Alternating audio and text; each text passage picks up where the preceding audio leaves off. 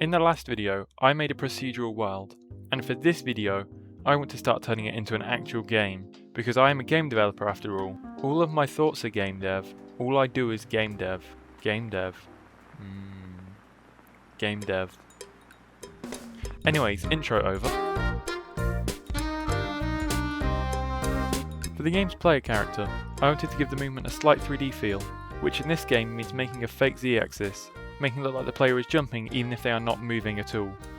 I also made simple top-down movement, but as you can see, there are no collisions yet, and how I handle these collisions is going to be very important for later, as I need the hills to collide when you're off of them, but not when you're on top of them. So for it, I gave the tiles a collision which expands to the whole tile, and gave the player an area which detects these collisions and changes which collision layers are active depending on what it detects, allowing for it to look like the player is jumping onto the hill, even though they are always at the same point. I also want a camera, because in the game world I don't want the entire chunk to be visible at once. And for the camera controller I made it very simple, having the camera lie up to the edges of the screen depending on where you are in the world, allowing for also slight clipping into other chunks so you know where you are going.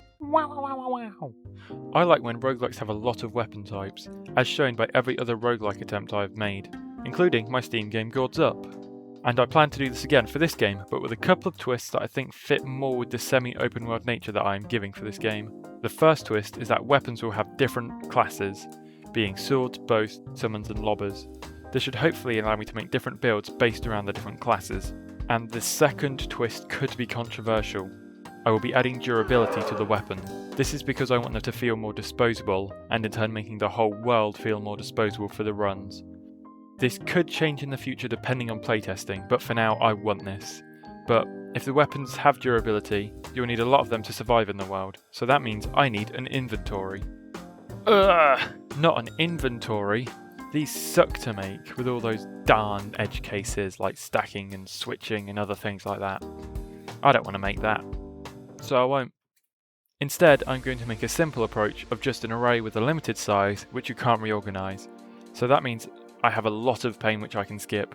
When picking up a weapon, you automatically equip it and then it gets added to the inventory, and when you want to switch, you can open the quick swap wheel and then choose which weapon you want to use. Enemies!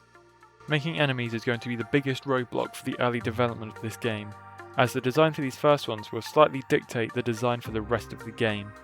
So, I did a couple sketches into Apricot and decided on these ones to be the ones that I will actually use. And with these, the lore for this game will be based around stopping an evil cult's plan to spawn a big evil guy. However, they have already succeeded, causing the big evil guy to have destroyed the world and summoned a big bunch of little evil guys around. So these will be what the enemies are designed around, the little evil guys. But first, I've got to make a way to handle pathfinding, as I need to work with the layers, but also I don't want them to try and walk through a layer unless they are already on top of it. And for this, I just use the same method as the player's collisions, and when it goes up a layer, it tells the navigation to navigate up a layer, and these layers are dictated by the creation of the terrain. So next on the list is I need to actually make the enemy using this. And the enemy has three main states, excluding a death state. They have an idle, chasing and attacking state, so when they aren't doing anything they just stand around. But when the player gets too close, they chase, and if the player gets even closer, they attack. And after the art, I think it looks very cool. The future of this game is still kind of unknown, as I am still in the walk around blind phase of the development, but my main plan at the moment is to rush the MVP, getting all the mechanics in and getting it possible to complete an entire run.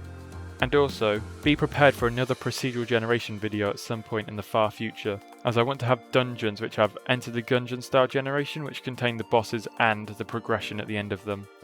Have a good day and subscribe.